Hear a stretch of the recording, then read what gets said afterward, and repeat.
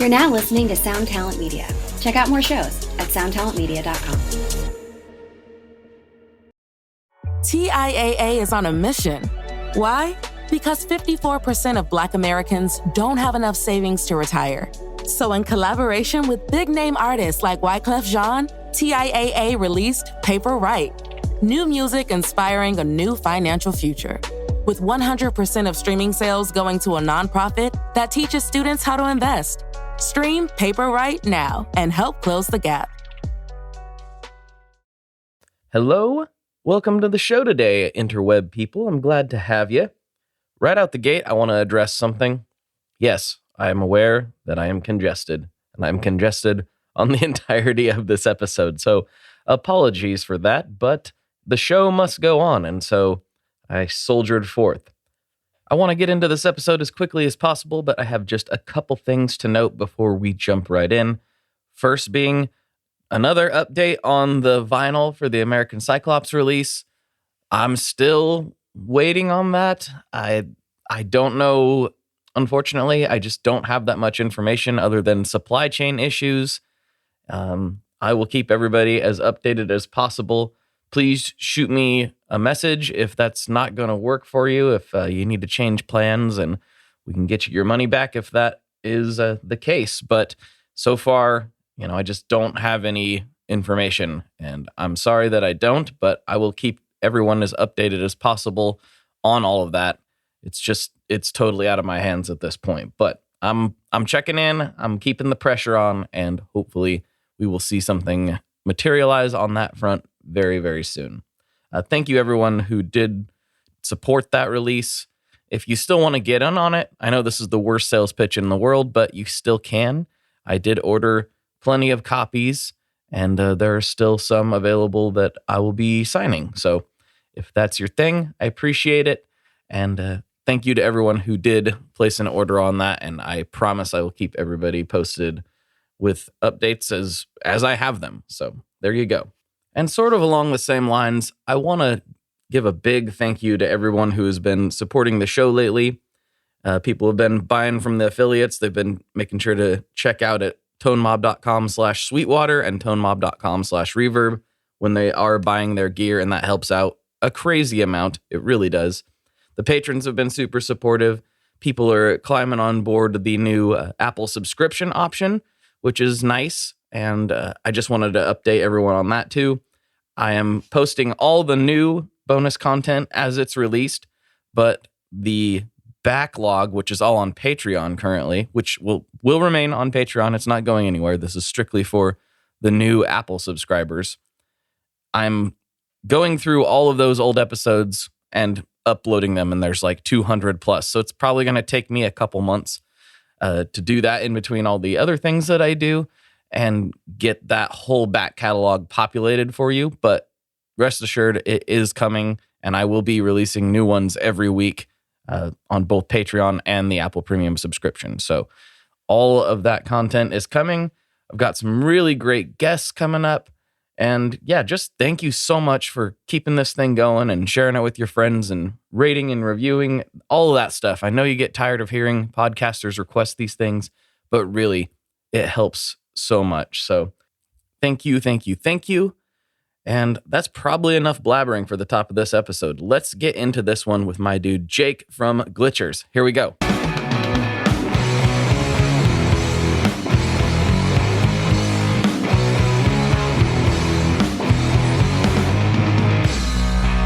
Hello, everyone. Welcome to another episode of the Tone Mob Podcast, the show about guitar stuff occasionally, sometimes. I'm your host, Blake Weiland, and with me today, I have Jake Haydn from Glitchers, one of my new favorite bands. What's going on, man? Yeah, good.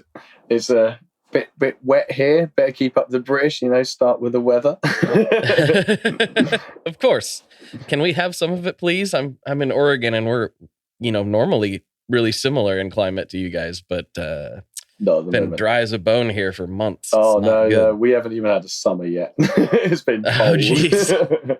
Oh, man. Send it my way, please. What part of the UK are you from? The East Coast, Norfolk. Okay, gotcha.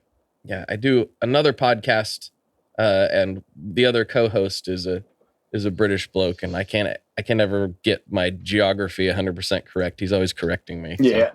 So. Well, I'll tell the audience because they might be interested. We met because you guys have a video that somebody filmed of you guys, and it went pretty viral, I would say. I shared it on the Tone Mob Instagram because I thought it was rad. And I saw it on Facebook, and it was uncredited. I actually had to like look for you guys. I was like, this has to be a thing. Yeah. Like this has to be. And so I had to look around and find you guys to tag you. I'm glad I did, because now we get to do this. Yeah. I dove into your music, and I was like, oh, this is my thing. So tell me how you guys started doing that. Like, what's your whole musical backstory? How did you get here? Like, it was a long time coming of playing in bars to absolutely nobody. You know, the music scene in England, if you haven't already got a fan base, it is dying. Clubs are closing, bars are closing. And it got to the point where I was like, maybe I could just play on the streets. And that idea just tinkered for a while. Then lockdown came. And I had said to my partner, Sophie, I was like, if I teach you to play drums, when stuff starts to reopen, let's hit the streets. And she was like, yeah, okay then. And I never expected it. So I was like, right, teaching her drums every day during lockdown. And as soon as the shops were open, we were like, right, let's go. And we just hit the streets. She's good though. Like she just barely started playing, essentially. Never played like an instrument in her life. Wow. That's incredible. Because I was watching her and I'm like, wow, she's a really good drummer. Yeah. I like that. Yeah, she has really put a lot of time and effort in, which like it shows. Like, yeah, she's not perfectly in time, but it's punk. Who's ever in time when you're jumping into something? Exactly. No, it's perfect for what it is. I mean, genuinely, that's extremely surprising. I was like, she's good. Yeah. So that's cool. And we were like, okay, let's take this to the streets and just see what happens. And we put in a donation bucket out and just see them, you know, what the people's reaction would be. And it's been incredible. Yeah, some people hate it. You get the same online as you do actually on the streets. Some people love it. Other people will try and shut us down. But that's just the fun of it. And I love it because the setup is so simple. You just plug in. Yeah. You have a megaphone, but it just, the whole vibe fits. But it's, for how raw that is, it was honestly a little bit surprising to hear how polished the recordings are. Like, it's still raw and aggressive music, but the tones and the production is really good on it. Oh, thank you. I did that myself. You did that. You did a great job, man. I was loving it. Yeah, we did it at home during the lockdowns that happened in the winter after we'd been on the streets a bit. And I've literally only got GarageBand. That's all I've got. And we just plugged, a mic up to the guitar amp and just made it work. Really? Oh man, that's impressive. I made a record on GarageBand too, but it's this big weird thing. Yeah, everyone has. But yeah, I use GarageBand for everything, and I get made fun of sometimes for it. But I'm like, I haven't found its limit yet for me. I know it has them. Yeah, I'm just such a novice, recording quote unquote engineer that I, haven't found what it can't do yet. I'm sure it's there, but I just don't know what it is. Yeah, every time I'm like, oh, I don't know if it can do this. I go onto Google. I'm like, oh no, wait, it can. I just didn't know. Exactly. That's so rad, man. And so you recorded it probably like where you're sitting, I'm assuming? Yeah. Some bits in here. I think we did one of the guitar takes in the kitchen because it sounded better. Like we were just moving around. I did one vocal track in my car parked in a field because the neighbours were getting annoyed at me shouting and screaming all day. So I was like, that's all right. I'll get in the car. I'll go park up in a field. Just finish it there. That's amazing. That's so funny. I love it. You're just totally DIYing it. I love that. But I genuinely thought the guitar sounded really good. Yeah, I was impressed too because we are DIY punks. We haven't got the best gear. It's just cheap, crappy gear, but it works as long as you put the effort in. It's how you use it. So what are you using? What is it exactly? If I'm honest, I have no idea. I think it was an eBay buy from a parent before at Christmas or something. It was just a cheap stocking filler, but it just worked. And I did a line in as well, straight from the head, but just the rawness of it actually worked.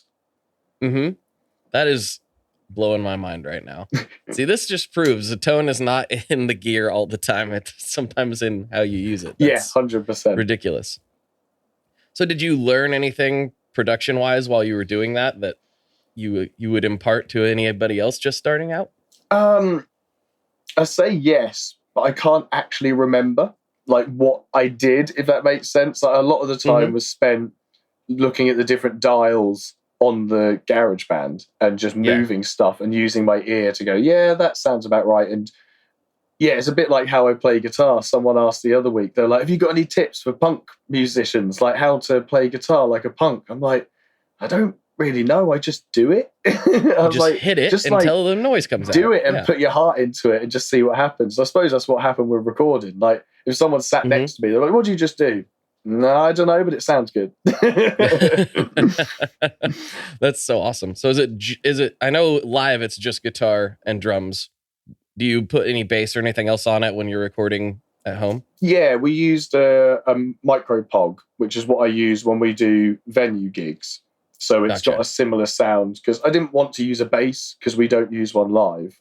So I plugged the guitar in as I would on stage and did that kind of that way for the recording. So you have got a guitar on its own, but you've also then got it through the Pog too to give it that bottom end. Okay, that's what I was hearing. I'm like, this sounds fuller. Yeah, okay. Yeah. I think there is probably like 2 guitar tracks left and right just to bring it up, but they're not playing anything different. It's just to make it sound nicer. Yeah.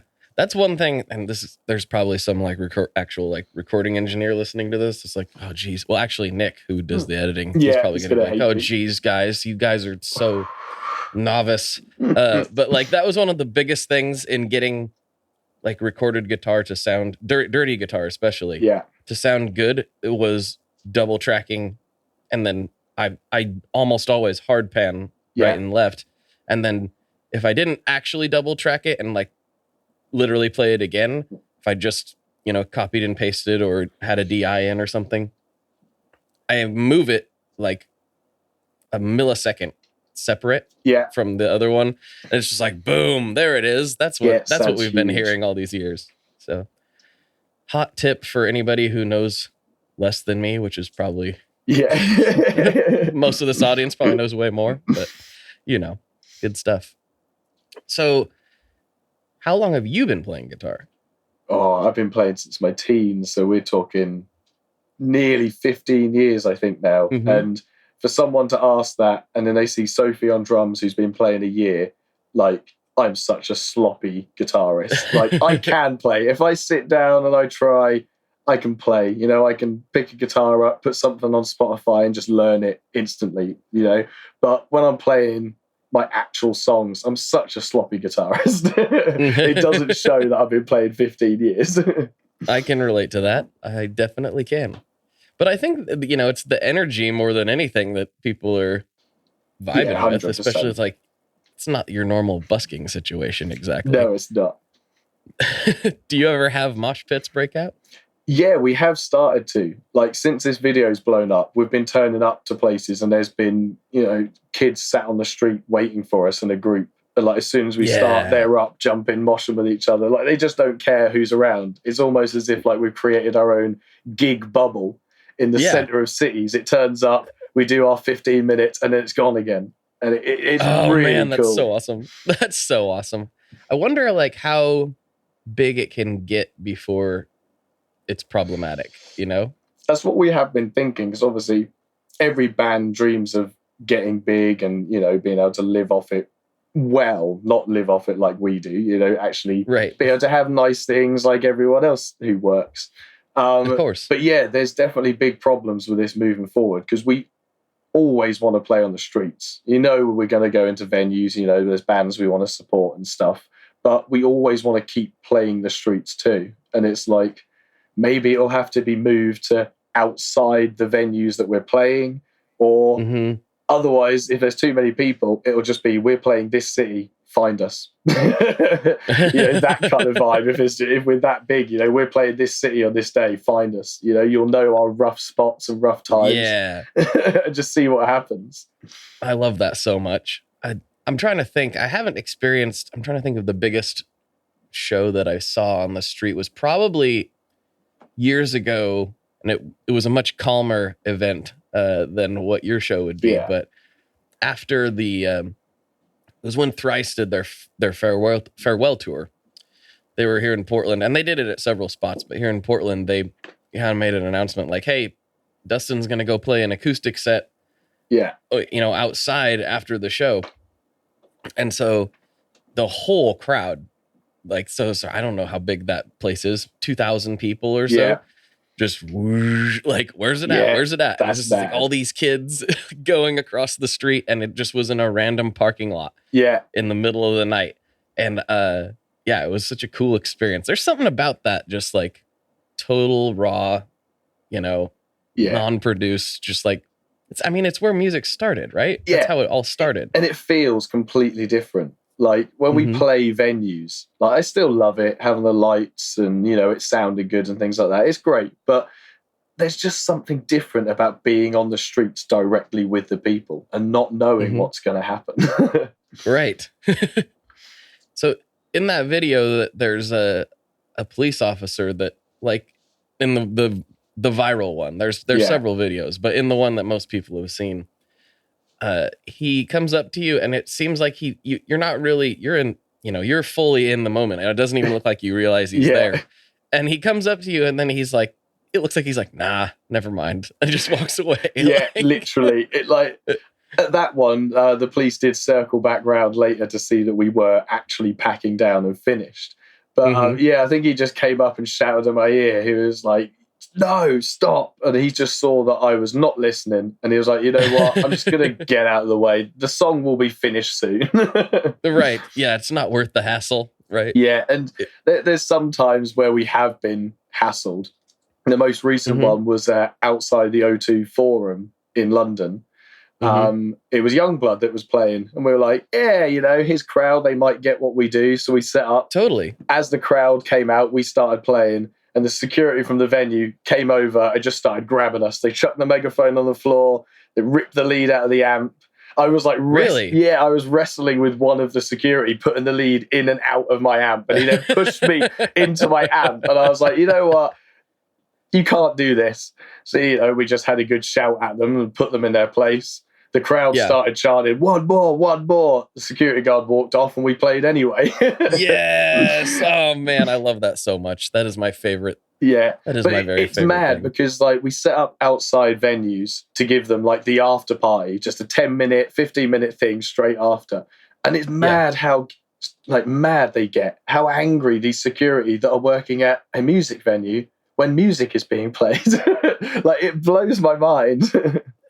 Maybe it's something to do with, like, this is the only way I can rationalize it. Maybe it's something to do with, like, the sooner we get these people out of here, the sooner we can go home. Yeah, that must be it. I think it is. So I remember I was hanging out at a show. It was actually the time I've talked about a million times. I did an interview with Brian Fallon after a 10-year Gaslight reunion thing. Yeah. And we were in Boston at the House of Blues, and we were told, just wait out here and we'll come get you, Yeah. And then we can go on the bus and do the thing. I was like, okay, this is going to be great. And then pretty soon we're like the only ones in there, and security's like, so what are you doing? I'm like, oh, I'm going to interview Brian. And they were like, yeah, sure. I'm like, no, for real. Like, I'm supposed to go on the bus and interview him. They're like, yeah, why don't you go ahead? And they were like literally kind of like shoving us out the door. Probably because they have crazy people all the time that try to do things like that, And I finally was able to get a hold of them, and they came out. But it was like, I don't know what's going to happen here. But I think it literally is just like, they want to go done. home. Yeah. They want to go home. They're like, oh, what more ruckus? I don't know. I can't deal with this. Shut it down. I can't have another kid land on my head. Yeah. At this point in the night. Oh man. But like, I think it's probably going to work out for you. If I am making a prediction, you just keep doing this. Yeah, that's the plan, is just to keep going. I don't know. I was listening to your podcast with Frank Iero, and he said something that stuck out to me. It was like, he was a musician. There was no going back to a day job. That was it. Right. And I was like, that's how I feel. I was like, I put the bucket out on the street, we play, we make as much money as we're meant to make, and I just carry on. You know, I don't see myself doing something else. Just I want to play music because I'm a musician, and you know, I don't know. We're trying something different by doing everything for donations, trying to make music art, as in, you know, if you go to an art gallery, you look at the value of a art piece by the viewer, not the artist. You know, it's sold at an auction. And I was like, what if we did that for music? But it also then flips it for someone like me that's like, well, I'll make enough money. And you just have to trust. It's that blind faith. And it's awesome. Yeah. No, I think it's a really cool approach because, you know, it's really hard to do when you start from where you did. You know, you start from zero, and that's always the hardest place. Yeah, it is. Know, I started from zero with this, and it's not the same thing, obviously. Yeah. But just like trying to get one person to pay attention. Yeah. But the way that you've gone about it is whether people like it or not, somebody's going to pay attention. Yeah, you know? that is 100% it. And it, as I said, it came from that pissed off kid that was like, I don't want to play to a bar with a man and his dog just staring at me. I would rather go play on the streets, and anyone who likes us, stick around. So you have a pretty stripped down rig at this point, and you probably will for all the street stuff. Yeah. But do you have like, oh, this is my dream guitar. This is my dream 100%. amp. What are you looking at? Oh, I love the Telecasters, like what I'm playing at the moment, but I'm only playing a Squire. You know, we're literally, as you said, we're at zero. We're at the starting point. It's the fun and tough bit. And it's a lovely guitar, but I'd really like a proper American-made Fender Tele. I'd love one. They just, I don't know. I've been into guitar shops and held them, and they just feel nicer. Yeah, totally. I mean, there's something about a good Tele. You know? There is. It's a workhorse. You know, I try to remind some people that like when Leo came up with that design, he wasn't necessarily trying to come up with like the world's best playing, best sounding thing. He was trying to come up with something that was able to be mass produced and have consistency to it. Yeah. That, you know, that was at least acceptable. Because a lot of people will put these things on these weird pedestals, and it's like, well, a Tele design, if you look at it, it's pretty. It's pretty basic. It's pretty basic, but man, that's why it's so great.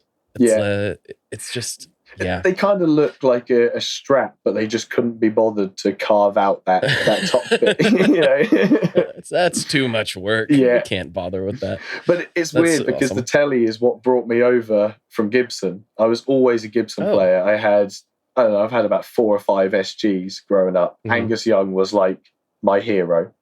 Yeah, and they're lovely guitars. But as soon as someone gave me that Tele, there was no turning back. I sold my SG and I bought 2 Teles. Oh wow, man, you totally converted. Yeah.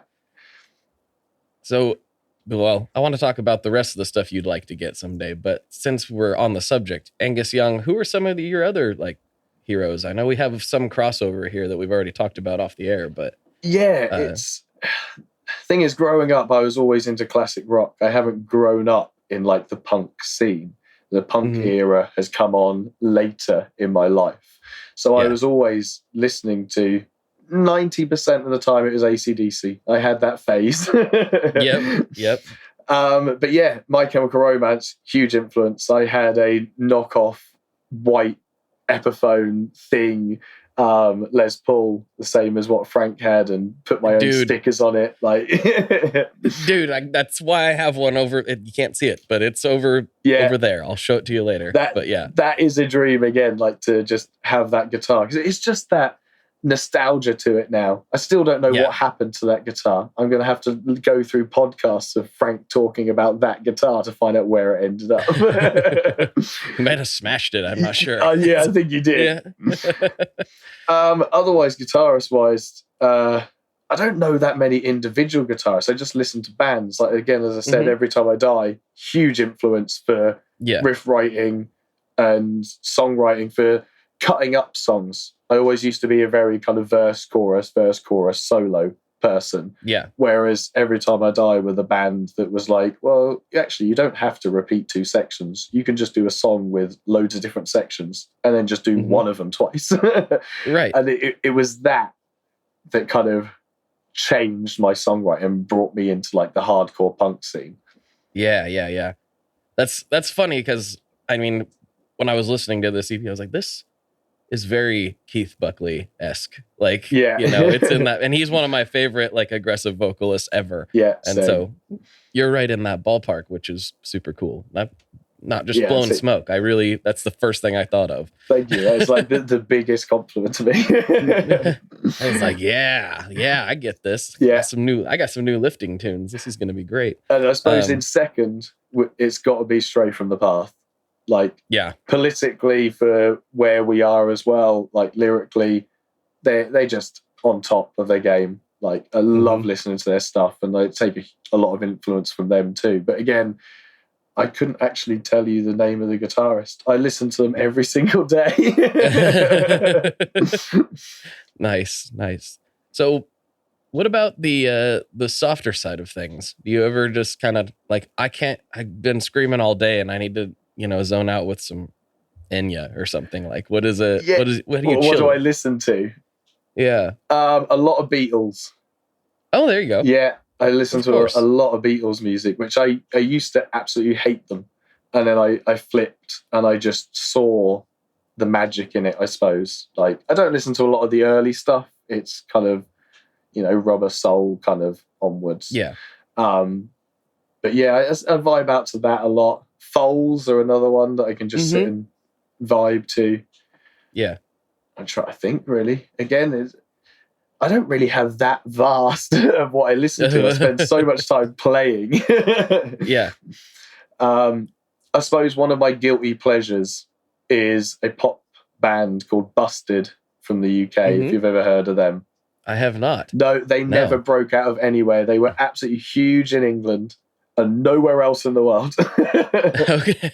Hey, that works. There's artists here that have very successful careers and they never leave the state of Texas. Yeah. They just literally never leave Texas. They just tour the whole state and they do really well for themselves. Yeah, so it's like one of them. Yeah. That's fun. So were your parents, like, did you grow up in a musical house or was this a thing that you kind of carved out on your own? Guitar playing was on my own. My mum played the piano on and off. Like, sometimes I'd go to church on a Sunday because she was playing on the piano. So there was always bits of music. But I suppose it was just listening to music just made me go, I want to do this. I picked up an acoustic guitar and just started when I was like 11. Completely self-taught. I had a couple of lessons like in high school at lunchtime for half an hour, but most of it was just sitting there and just working it out. YouTube wasn't even that big of a thing when I started. Right. So, you were buying books and looking at diagrams going, how do I do this? Yeah. It's a different world altogether now. It's so much.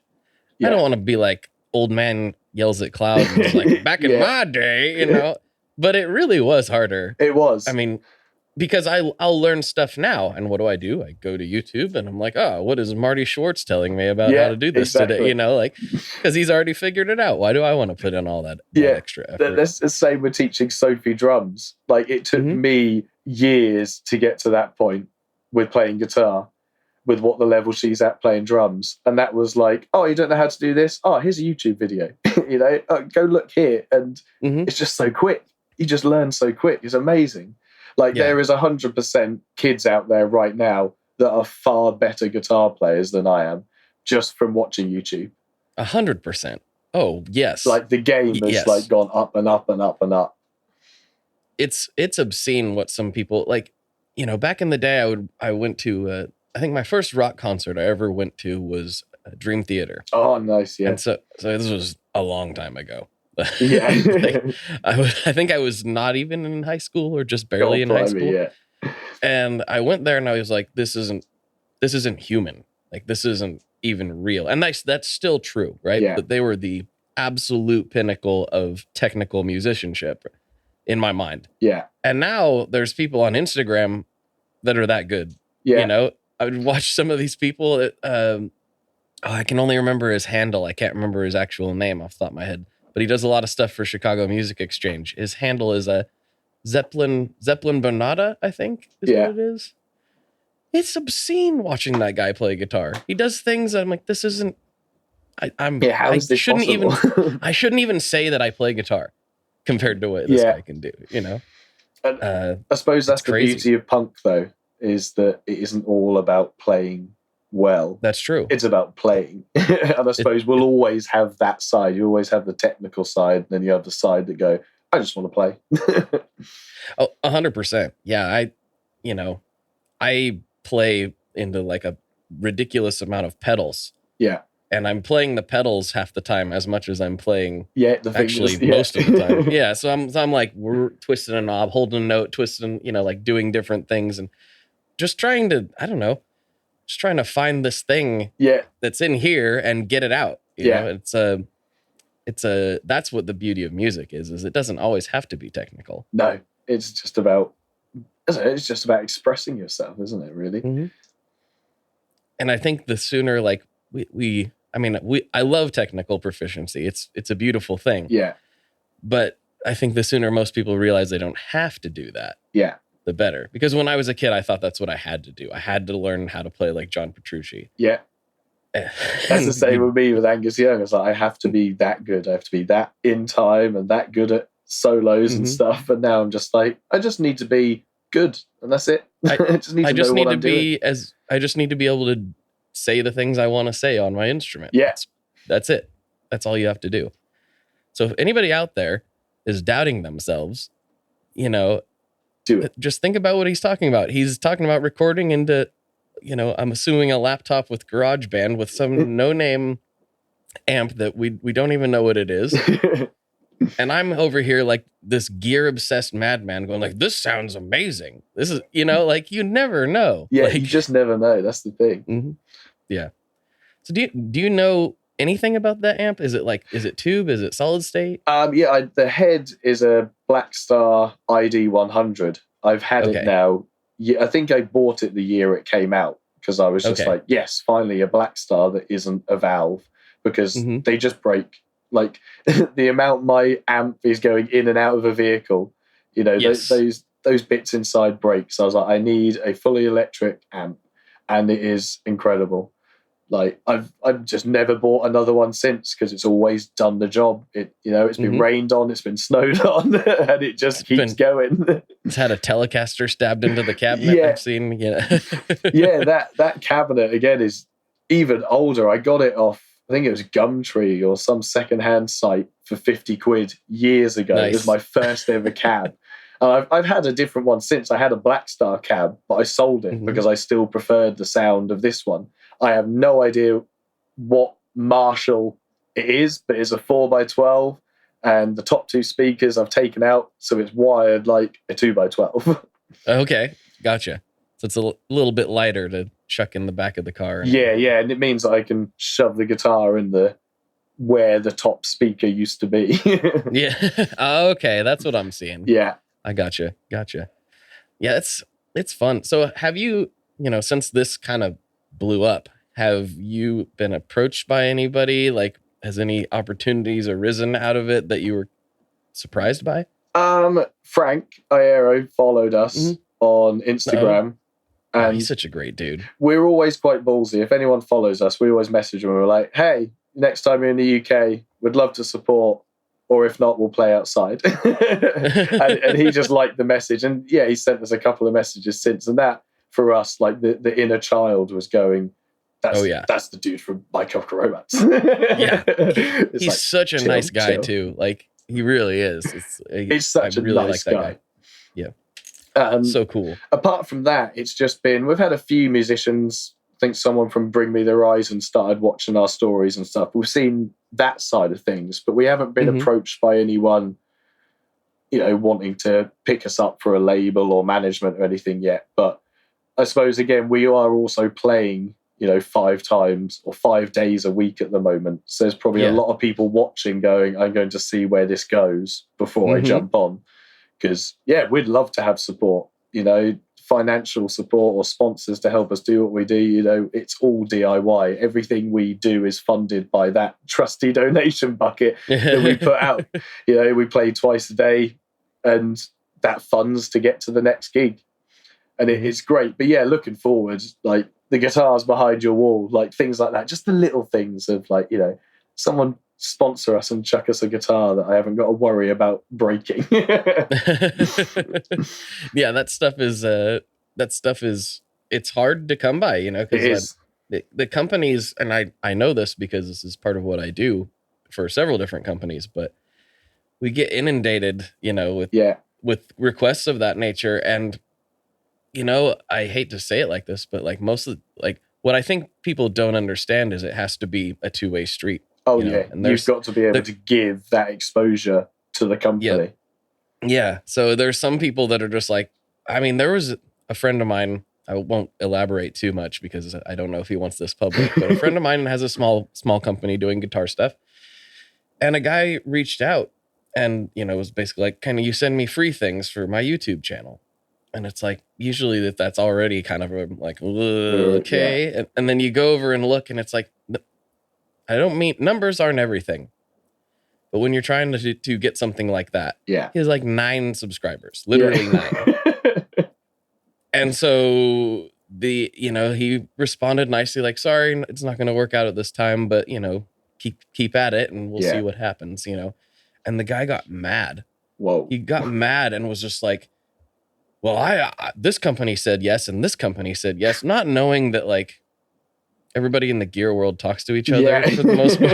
It's like, no, they didn't. You know, like you really don't know how this works, do you? But I think you'll get there. You guys are grinding really hard, and you know, people are finally starting to take notice. And it's growing nicely, and I like seeing the growth because that's the exciting part of it, of going from absolute nothing to gradually there's people on the streets. There's people that are starting to be like, hey, that's that band. And it's really nice doing it naturally to say that when we do eventually get picked up, we did that whole bit, us two and our roadie, and that was it. You know, our car, our roadie, our cheap gear, we did that ourselves. We grew. Like this year already, we've gone from, I think it was about 800 followers on Instagram, just as we were like getting going, to being at nearly 5,000.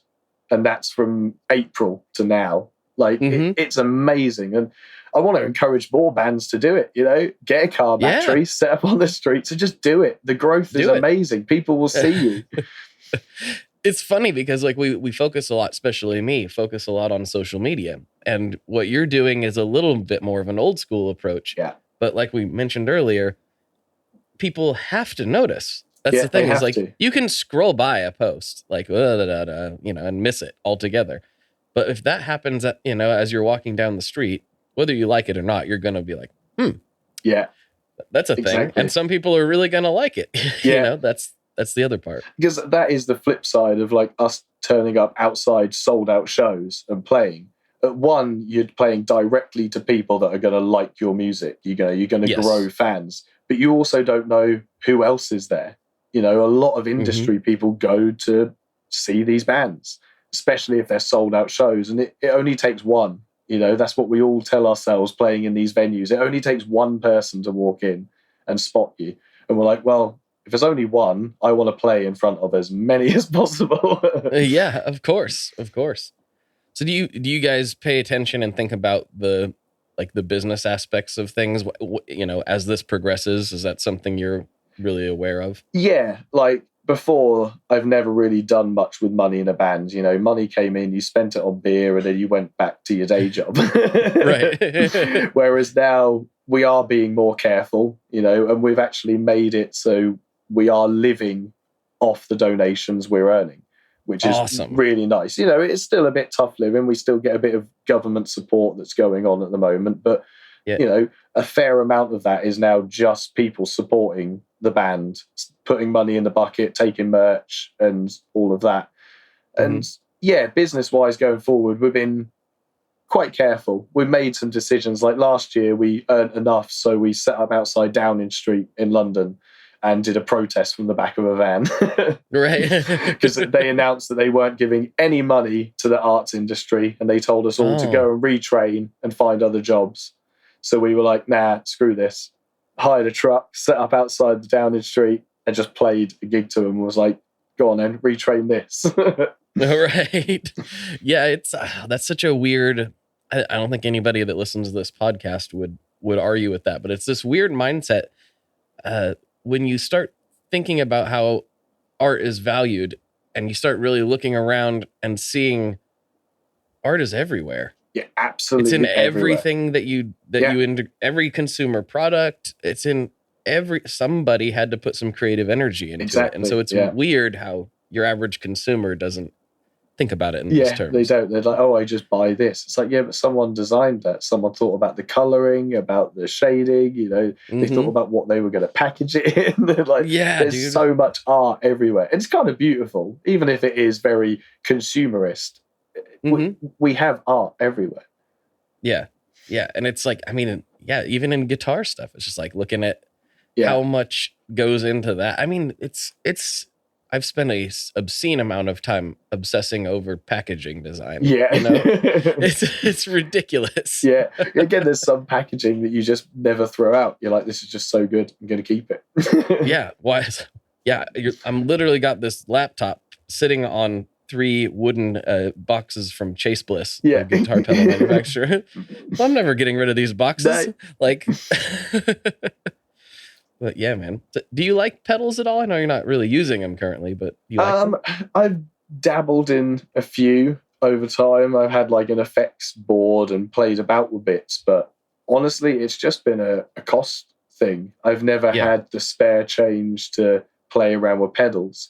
Whenever I've been in guitar shops, they're the first thing I go to. I just plug into different pedals and just see what they do. So moving forward, like, our genre could shift dramatically. Everyone would be like, they sold out. It's like, no, someone just gave him pedals.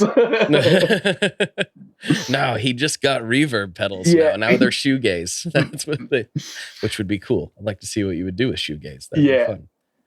Oh man.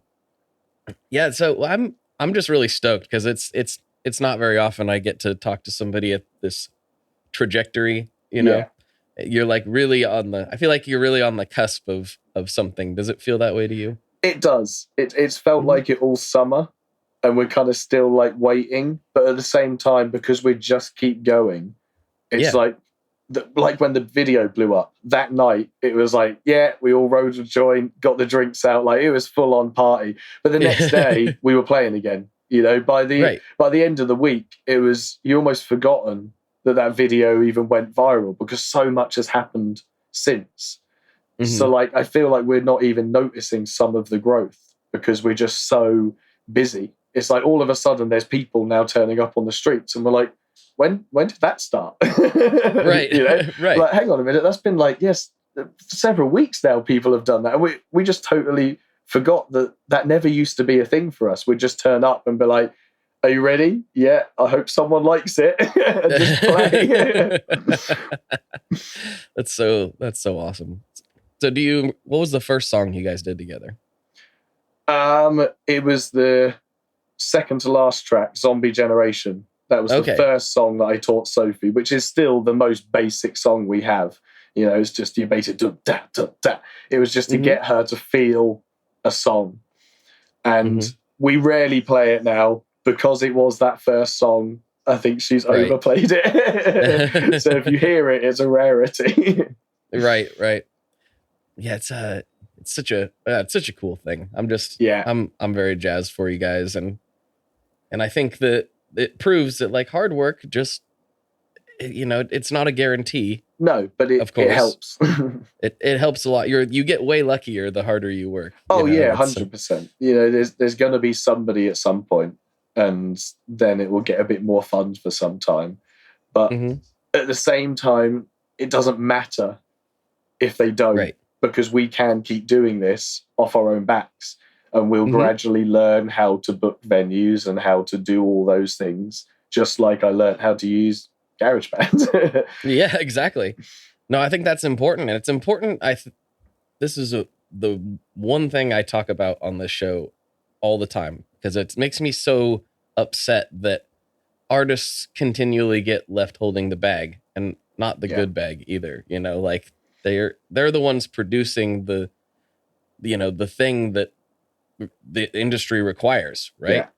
But yet they're always getting the short end of the stick, and some of that is due to getting involved with the wrong people, but also sometimes with artists, so I've noticed it's just like there's not an interest there to learn about that side and No, to they know just about want that to side. play music. Yeah, and I have some sympathy for that because people have different wiring, but at the same time, I'm like, if you're fortunate enough, you can make a living doing this thing that you love. I guess, unfortunately, you have to learn about contracts and tax codes and things which are boring and nobody wants to know about, but they can literally change your life. Yeah, I think that's the difference as well.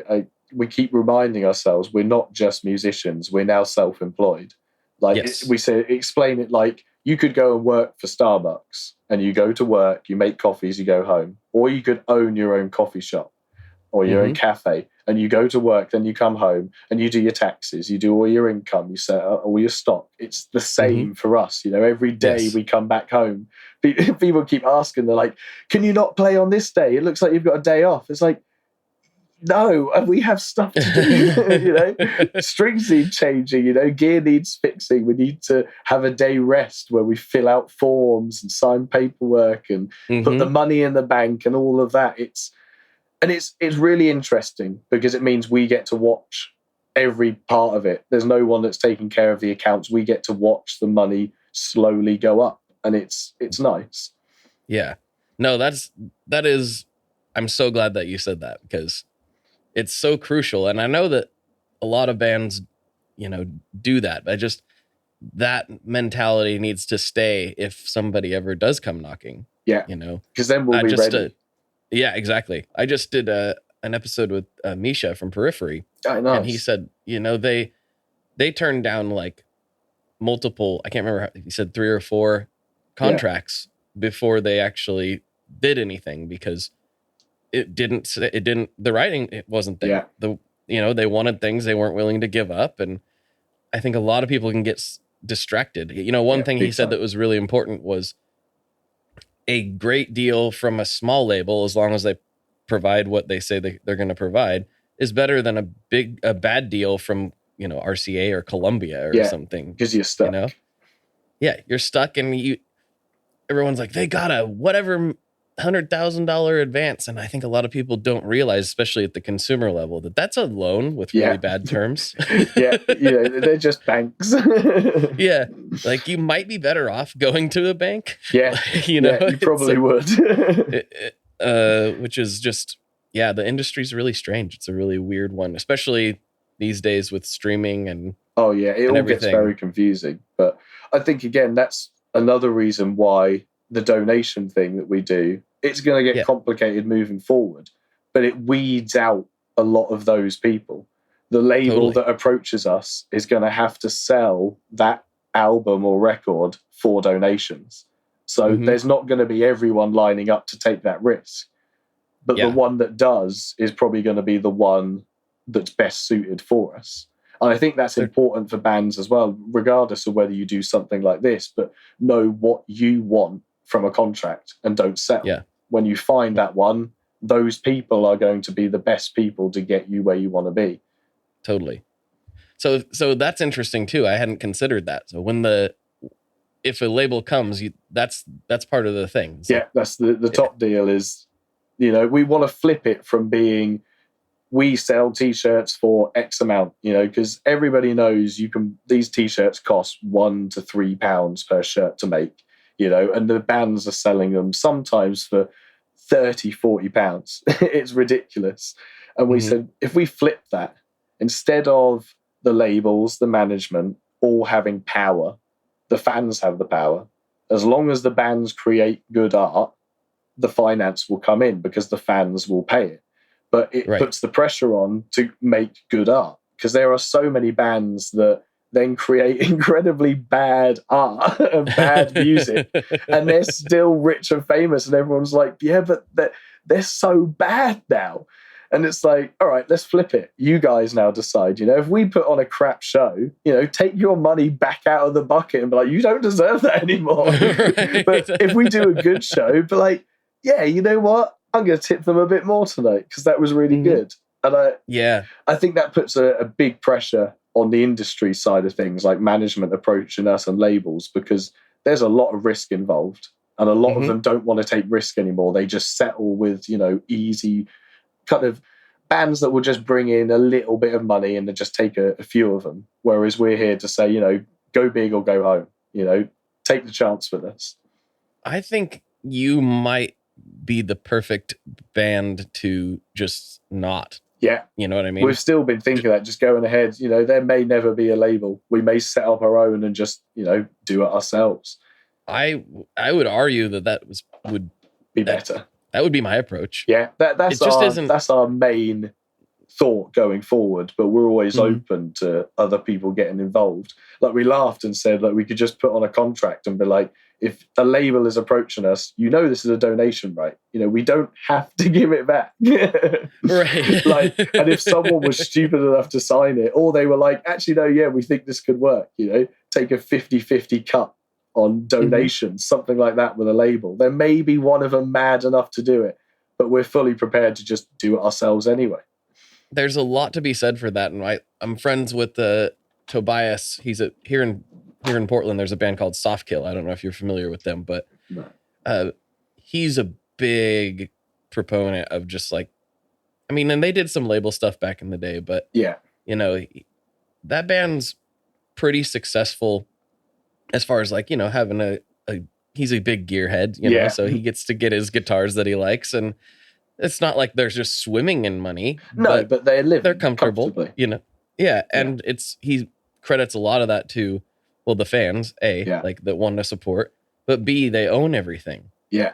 There is nobody else involved. So there's less people trying to eat off that same pie. Yeah. And I think that's really important. And you guys as a two-piece. Yeah, it's really easy. It's even better. You know what I mean? It just goes so much further. Yeah, we do have a roadie that comes with us, a guy called Blake. We absolutely love him. And luckily enough, through what we've been doing, we're now able to pay him a little bit each time he comes with us. Because we said, everyone does a job. I may be the one throwing the guitar around and screaming into a megaphone, but that doesn't happen if we don't have the help from someone lifting the gear, someone loading the car, driving and things like that, and just helping. And we set out to go, if someone's helping us like that, they get paid. Because so many people get screwed over where they're like, oh yeah, I'll give you a free ticket or free this. No, we'll always offer to pay people for their work. Even photographers that approach us, most of them, they're like, they send us their stuff and we're like, hey, can we make a donation to you? Most of them say, oh, no, that's cool. Have what you want. But if they say yes, we make them a donation for their art because it's work for everyone. Of course. Yeah. Spread it around. Yeah, exactly. People donate to us and we want to then, as we grow, be able to do that back to others too. Spread it around. Yeah, I've heard some economic theories about different communities, and it didn't really matter which community you were talking about, but the value of, $1 or a pound or whatever circulating like 7 to 10 times in the community before it leaves and goes somewhere else. I never really thought about that in those terms, right? Where it's like, oh, because I guess the concept was being presented as, for most communities, it goes 1 to 3 times. Yeah. It exchanges hands before it leaves. And the more you can focus in on supporting your own, the better it is for everybody, even off of that same dollar. Yeah. That same, unit, whatever that happens to be. Yeah. I spent a lot of time kind of studying politics and things like that on the side. I was part of I don't think you even have them in America, but it's like local councils. And I was like on a town council thing we kind of do, depending on where you're talking about. Yeah. And seeing how inefficient everything was, like I then just brought that into a band situation and was like, I just want to make everything as efficient as possible, as simple as possible, and just try something new. I was like, it doesn't work in politics. You can't change that. That's someone else's game. I'm not getting involved, But music is something that can be changed. It can be, manipulated. It doesn't have to be one way or another. And you can show someone a different way. And some bands then, it'd be great if more bands were like, actually, no, this donation thing kind of works, letting the fans be in control. It'd be great to see more move forward, but it doesn't push out the others that don't want to. And that's the beauty of music. Totally. I just know that gives me some ideas. We'll have to talk about with you off the air. Yeah. That's some other things. But yeah, man, I'm so glad to have you on. I know we didn't get into real heavy into the gear stuff. It was more just higher level, just music talk. Yeah. But that's I promise that fine. Once we have made it to a higher level and I've got those pedals and I've got those amps, I'll be back on and actually know what I'm talking about with them all. Well, if you've ever, I know it's a long ways off probably, but if you ever find yourself in Portland, you look me up and yeah, definitely come to the shed and we'll do something stupid. 100%. Since that video went viral, we've had so many messages being like, come to this state, come to this city in America. And we're like, we'd love to. So, just manifesting, visualizing myself That's right. in that room. Yep. Oh, yeah. You can come here. It'll be great. We'll have a good time. All right, man. Well, I do have, we're getting close to the end here. And this is the point in the show where I have a couple classic questions to wrap up on. Yeah. But before I do that, I just want to give you a chance to, shout out, your great aunt or, say whatever you want to say. This is your chance to say it to a couple thousand people, Oh, wow. Always put on the spot. I don't know, I just want to thank everyone that's helped us and shown us that this really works. It was a real risk, us doing this and going, you know what, it's this or nothing. There was no jobs. Everything was shut. Everyone was just getting pennies from the government. And I was like, I just want to do something. And now seeing people, message us from all over the world being like, want to see you play here. I want you to play on the streets here. It's just so encouraging to know that what we're doing, people love, they really love what we're doing. They're just the odd donations. You get a couple of quid from someone being like, hey, I love what you're doing. Sorry, it ain't much, but keep on rocking. It's like, that means so much to me because that's the kind of thing that I'd do. I'd be like, oh, I'm sorry, man, it's not that much, but I absolutely love it. So I can feel people's passion for what I'm doing. And it just makes me keep going. So yeah, thank you to everyone that's turning up to the gigs, sharing our videos. I know every artist says it, but I feel you because I was there the other side for so long. Exactly. All right, man. So this one might be a first time where this question is not all that meaningful to you, to you in particular, but I'll be curious to see where you go with it. So what is your favorite Boss pedal? If you have one? I don't actually know. Yeah, you've caught me there. If you could give me a selection, I'd probably be able to pick one. But I remember having a Boss. I had, I think, a flanger at one point. Okay, maybe a BF2 or something. Something like that. I remember having a couple of Boss pedals. This was really early on. Yeah. We're talking, good 10 years ago. But again, we'll recap on that question in a couple of years. I thought that might be the case, but that's cool anyway. But for now, I'm going to put you in the BF2 category because that's one of my favorite. That's one of my favorite Boss pedals. The pink BF2 flanger. Sure, we'll go with that. That probably was that. It was a pink one. Yeah. Okay, it probably was a BF2 then. Yeah. That's a great pedal. Yeah. Really is. Okay, and this is the last question. This one gets a little dicey. This is where people get real controversial and families break up. But here we go. What is your favorite kind of pizza? Oh, now I'm a vegan, so obviously it's vegan cheese. And I like to spice things up. I like the fake meats, but there's got to be pineapple on it. I'm sorry. Oh, I'm sorry. doing it. I just love that sweetness. So yeah, I'm really controversial when it comes to pizza ordering. Yeah, that might get you in trouble if you ever find yourself in Italy. You might be in jeopardy there. Yeah. Might have to just not ask for the pineapple and just take some from a supermarket. Well, right on, man. This was a lot of fun. Thank you so much for coming on and hanging out. This was great. Yeah, thank you for having me. It's been great to be put among so many incredible musicians that have been guests for you. Like, to now be one of them is, huge honor. Thank you. Yeah, dude. Well, keep doing the thing, and I'm sure you'll be back. Yes. It'll be fun. Nice one. See you again soon. Absolutely. All right, everybody. For Jake, this is Blake, and as always, folks, good luck and good tones. All right, there you have it. There you have it. I hope you enjoyed that episode, and if you like, punk and heavier styles of music, I definitely want to encourage you to check out Glitchers, and I really want to encourage you to support your local music scene.